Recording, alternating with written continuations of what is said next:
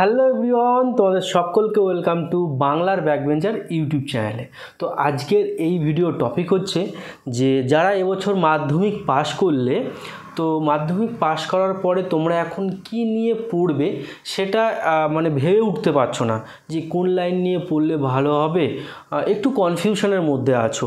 তো আমি আজকে এই টপিকে আলোচনা করব যে মাধ্যমিকের পরে কি কি লাইন নিয়ে পড়াশোনা করা যায় এবং এই পড়াশোনা করলে ফিউচারে কেমন কি হয়, কি কি অপশন থাকে ফিউচারের ক্ষেত্রে চাকরি বাকরি পেতে। তো সেটা নিয়ে আজকের এই ভিডিওতে আলোচনা করব। তো ভিডিওটা শেষ অবধি দেখতে থাকো, তাহলে তোমাদের অনেক বুঝতে সুবিধা হবে। তো প্রথমে বলি মাধ্যমিক পাস 10th পাস। এবার 10th পাস করার স্টুডেন্ট যারা আছো, অনেকে ভালো result hi fi star mark result নিয়ে তোমরা পাস করেছো। তো তোমরা যারা ভালো রেজাল্ট নিয়ে পাস করেছো, আশা করি তোমরা সবাই সায়েন্স নিয়ে পড়বে। এবার দেখো, যার যেরকম স্বপ্ন সেটা নিয়েই কিন্তু এগোতে হবে তোমাদেরকে। এবার ব্যাপারটা হচ্ছে, অনেকে নিজের স্বপ্নটা বা নিজের ইচ্ছাটা কিন্তু ঠিকঠাক বুঝতে পারে না, এই অল্প বয়সে ঠিকঠাক ধরে উঠতে পারে না। তাই তারা যেরকম বন্ধুবান্ধবরা পড়ছে তাদের সঙ্গে তাল দিয়ে চলে যায়, দিয়ে একটা ভুল রাস্তায় চলে যায়। তো আমি ভাবছি তোমাদেরকে একটু আলোচনা করে বোঝালে তোমাদের বুঝতে সুবিধা হবে। তো প্রথমে তোমরা সায়েন্স, আর্টস, ভোকেশনাল, পলিটেকনিক, এই চারটে লাইনে তোমরা কিন্তু যেতে পারো, ঠিক আছে। বেসিক্যালি সাধারণত এই চারটে লাইনেই কিন্তু স্টুডেন্টরা যায় মাধ্যমিক পাস করার পরে। তারা হয়তো সায়েন্স নিয়ে পড়ে, পিওর সায়েন্স নিয়ে পড়ে, হয়তো আর্টস নিয়ে পড়ে, কেউ হয়তো ভোকেশনাল নিয়ে পড়ে, কেউ হয়তো অ্যাকাউন্টেন্সি নিয়ে পড়ে, কেউ হয়তো পলিটেকনিক পড়ে, কেউ হয়তো আইটিআই পড়ে, ঠিক আছে। এইবার সায়েন্স নিয়ে পড়লে কি হবে, পিওর সায়েন্স নিয়ে পড়লে তুমি ডাক্তার হতে পারবে, তুমি ইঞ্জিনিয়ার হতে পারবে, তুমি নার্স হতে পারবে, তুমি শিক্ষক হতে পারবে। কিন্তু এই যে ডাক্তার হওয়ার লাইনটা কিন্তু আলাদা। ডাক্তার হতে গেলে পিওর সায়েন্স নিয়ে তোমাকে পড়তে হবে, তারপরে কি ডাক্তারি পড়াশোনার জন্য আলাদা পড়াশোনা করতে হবে। এবার আমি তোমাদের শুধু এই পিওর সায়েন্স নিয়ে পড়লে কি হবে সেটা বলছি, আর কি নিয়ে আলাদা নিয়ে পড়াশোনা করতে হবে সেটা আমি বলছি না। ইঞ্জিনিয়ার হতে পারবে তুমি। ইঞ্জিনিয়ার হতে গেলে পিওর সায়েন্সের পরে তুমি ডাইরেক্ট বিটেক করতে পারবে, বিটেক পাস করার পরে তুমি একজন ইঞ্জিনিয়ার হতে পারবে। তারপরে তুমি নার্স হতে পারবে, বিএসসি নার্স কিন্তু তুমি হতে পারবে। নার্স হলে তুমি কোনো হসপিটালে নার্সের কাজ করতে পারবে, বা তুমি একটা ফার্মেসি খোলার লাইসেন্স পেয়ে যাবে, সেটা তুমি ফার্মেসি খুলতে পারবে তুমি যদি পিওর সায়েন্স নিয়ে পড়ো, ঠিক আছে। তারপরে আর্টস আছে, ভোকেশনাল আছে এবং পলিটেকনিক নিয়ে পড়লে তুমি কি কি বেনিফিট পাবে ইন ফিউচারে সেটা নিয়ে আলোচনা করব লাস্টের দিকে। তো তারপরে আসে আর্টস। দেখো, বেশিরভাগ স্টুডেন্ট এই আর্টস লাইনে ঢুকে যায়, বেশিরভাগ স্টুডেন্ট। কারণ বেশিরভাগ স্টুডেন্ট কিন্তু এই অ্যাভারেজ নাম্বার 40%, 50%, 60%, এই অ্যাভারেজ নাম্বারের মধ্যে কিন্তু বেশিরভাগ স্টুডেন্ট থাকে। এবার তারা কি করে, এই আর্টস নিয়ে পড়ে। এই আর্টস নিয়ে পড়ে কিন্তু অনেকটা সমস্যার সম্মুখীন হতে হচ্ছে বর্তমান সময়ের আমাদের স্টুডেন্টদের। যারা এখন প্রেজেন্ট স্টুডেন্ট আছো তাদের ফিউচারটা কিন্তু অনেকটা সমস্যার সম্মুখীন হচ্ছে এই আর্টস নিয়ে পড়াশোনা করার পরে, এটা আমার মনে হচ্ছে। এবার কেন মনে হচ্ছে সেটা তোমাদের হালকা করে বলি। ধরো তুমি আর্টস নিয়ে পড়লে 11, 12 ইতিহাস ভূগোল তুমি পড়লে, তারপরে তুমি কি করবে? তুমি হয়তো কোনো অনার্স নেবে, কোনো টিচার হতে গেলে তোমাকে অনার্স নিয়ে পড়তে হবে, তুমি অনার্স নিলে, বা তুমি পাশে পড়লে। তুমি ধরো পাশে পড়লে, তাহলে তোমার 4 বছর ওইখানে পাশে পড়তে হবে, বিএ পড়তে হবে। তারপরে তুমি কি করবে? বিএ পড়ার পরে তো তুমি কোনো চাকরির অপশন তো তোমার হাতে থাকবে না, কোনো কোম্পানি চাকরির অপশন তো তোমার হাতে থাকবে না।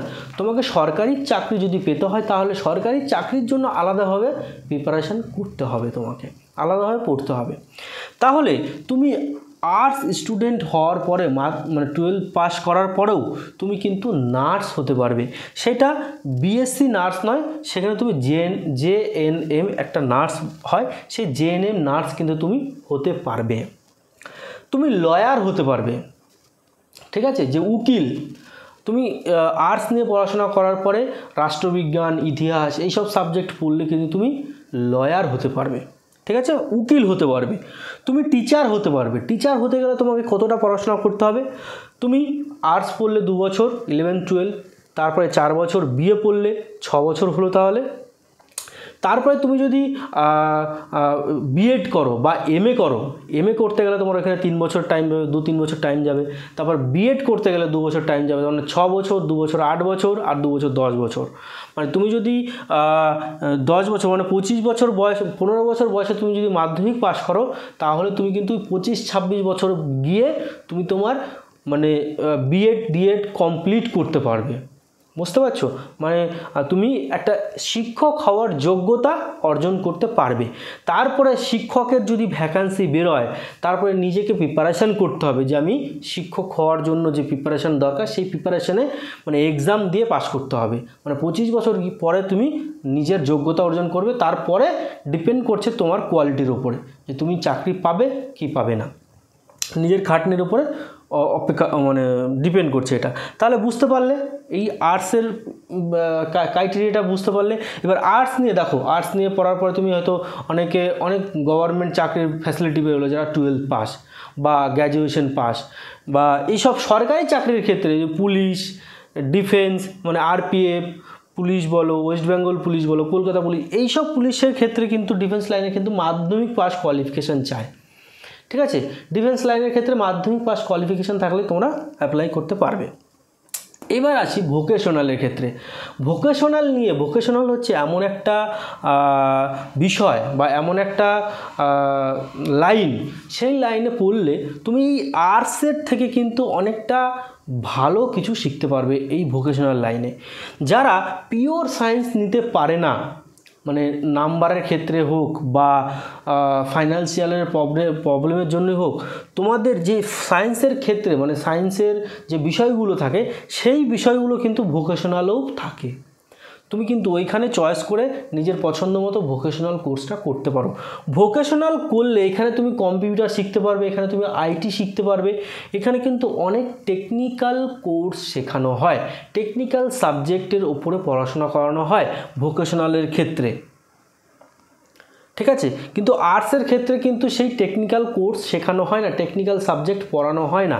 তুমি ভোকেশনাল করলে তুমি কিন্তু ডাইরেক্ট একটা ইঞ্জিনিয়ার হওয়ার স্বপ্ন কিন্তু তোমার এই ভোকেশনাল করলে পূরণ হতে পারে। কিভাবে? তুমি ভোকেশনাল 12 পাস করার পরে তুমি কিন্তু বিটেক এক্সামের জন্য মানে বিটেক ভর্তি হওয়ার জন্য তুমি কিন্তু এন্ট্রান্স এক্সাম দিতে পারবে। তারপরে আরেকটা ফ্যাসিলিটি কি থাকবে, তুমি যদি বিটেক ভোকেশনালে পাস করো, তাহলে তুমি কিন্তু পলিটেকনিক কলেজে সেকেন্ড ইয়ারে ডাইরেক্ট ভর্তি হতে পারবে, যেটা কিন্তু এই আর্টস নিয়ে পড়লে কিন্তু তুমি ডাইরেক্ট সেকেন্ড ইয়ারে ভর্তি হতে পারবে না পলিটেকনিক কলেজে, কিন্তু ভোকেশনালে কিন্তু তুমি পারবে।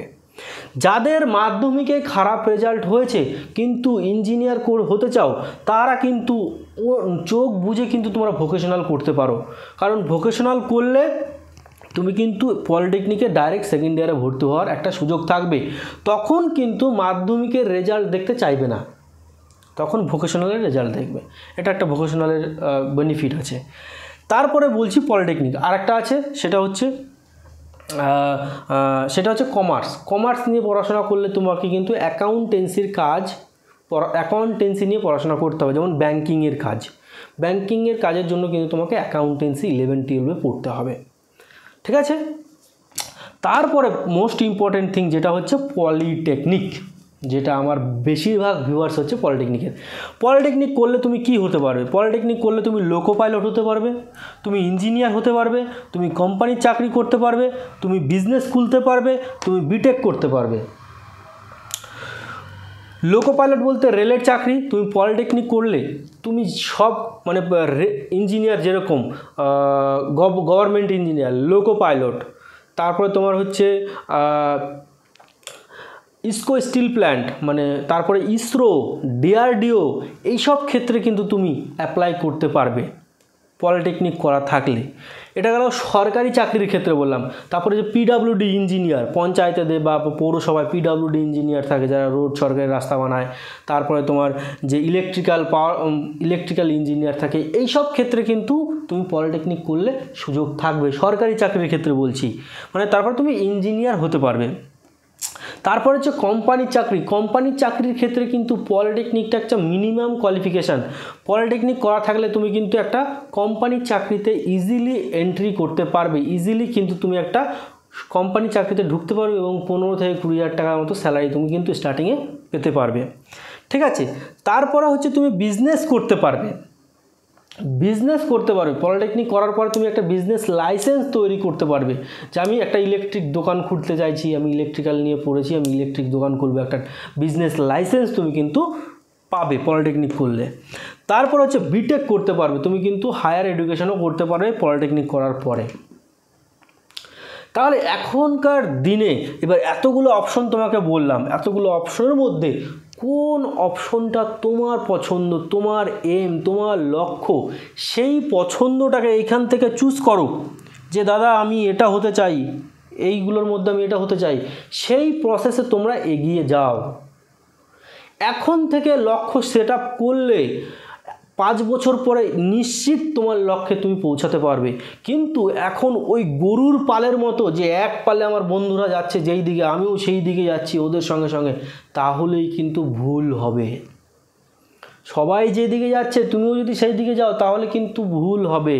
তোমার মন কি বলছে সেইটা আগে শোনো, তাহলে কিন্তু তোমার লক্ষ্যে পৌঁছাতে পারবে।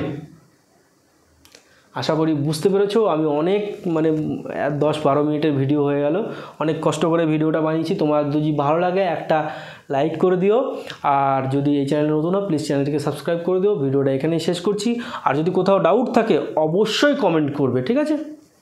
তো ভিডিওটা এখানে শেষ করছি। ভালো থেকো, সুস্থ থেকো এবং নিজের ফ্যামিলিকে নিয়ে হ্যাপি থেকো। Thank you.